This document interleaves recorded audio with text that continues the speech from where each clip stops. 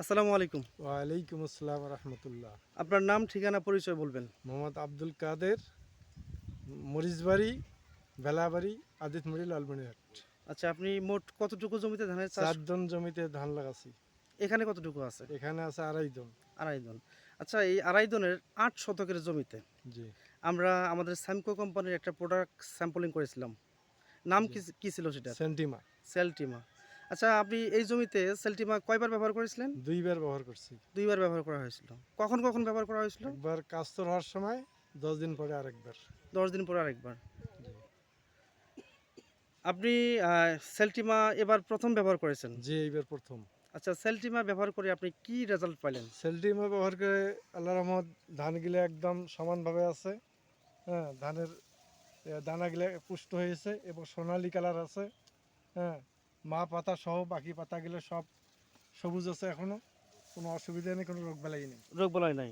আমরা যদি আরেকটু ব্যাখ্যা করি যে সবগুলো শীষ সমান আকৃতির আছে নাকি? জি, সবগুলা শিশি সমান আমরা একটু আকৃতির আছে। দেখানোর চেষ্টা করব। জি, সবগুলো শীষ সমান আকৃতির আছে সমান না? আকৃতির আছে। মা পাতা সবুজ সতেজ আছে। হ্যাঁ, সবুজ সতেজ। ধান পেকে গেছে, ধান গাছ পাকা যায় নাই। ধানের গাছ এখনো তাজা। আচ্ছা, আর শীষের দানা কেমন হয়েছে? দানা এই তো একদম আগাল থেকে গোড়া পর্যন্ত একদম পুষ্ট দানা। একটু চাপ দিয়ে দেখুন তো কোনো চিটা আছে কিনা? না, কোনো ছিটা নেই। চিটা নাই। না, আচ্ছা, সবগুলো যদি দানা। দানা শীষের গোড়া থেকে মাথা পর্যন্ত পুষ্ট থাকে জি, তাহলে ওজন বাড়বে, এখন ফলন বাড়বে। ফলন বাড়বে। বিঘাতে কতটুকু বাড়তে পারে? বিঘাতে আশা করি বিঘাতে 2 থেকে 2.5 মণ বাড়বে। ২ থেকে ৮ মণ বাড়বে। আর ধানের রং যে উজ্জ্বল সোনালী বর্ণে আসছে, তাই না? জি জি, এর জন্য কোনো লাভ হবে কি আপনার? অবশ্যই লাভ হলো।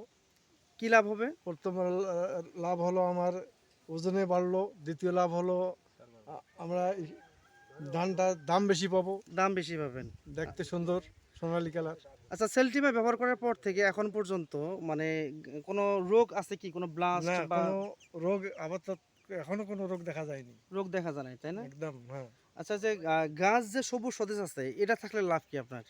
তো খড় আমাদের বেশি হবে, বেশি হবে। অবশ্যই। প্রতিদিনে কতটুকু বেশি হবে?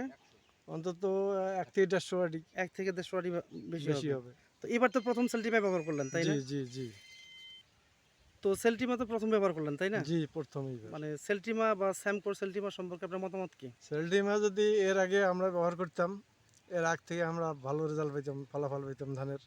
তাই? হ্যাঁ, এটা আমরা দেরিতে পাইলাম হাতে। আচ্ছা, আমরা আরেকজন কৃষককে ডাকছি। চাচা, আপনার নাম বলবেন?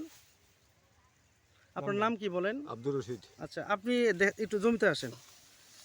উনি যে বললো যে ওনার ধানের শীষগুলো সমান হয়েছে, দেখেন তো শীষগুলো সমান হয়েছে কিনা? সে সমান হয়েছে। দানা কি পুষ্ট দানা আছে? খুব স্পষ্টভাবে দানা আছে। তাই? হুম। ধানের রং কেমন হয়েছে? ধানের রং বছর সোনালি হয়েছে। ১৬ আনা। হ্যাঁ, আচ্ছা, খড় বেশি হবে তো? হ্যাঁ, খেয়ার বেশি হবে।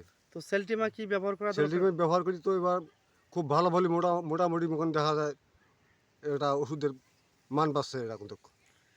তাই আমরা আপনাদেরকে ডেকে নিয়ে আসলাম ভাই সেলটিমার রেজাল্ট দেখার জন্য। তো সেলটিমা কি ব্যবহার করা যায়? হ্যাঁ, ব্যবহার করা যায়। সবাই ব্যবহার করবেন? হ্যাঁ, সবাই ব্যবহার করবে। এবং সেলটিমার যে সুনামটা আছে এটা কি সবার মধ্যে ছড়াই হ্যাঁ, দিবেন? ঠিক আছে। ঠিক আছে, সবাই ভালো থাকবেন, সেম কোর্স সাথে থাকবেন। ধন্যবাদ। আসসালামু আলাইকুম।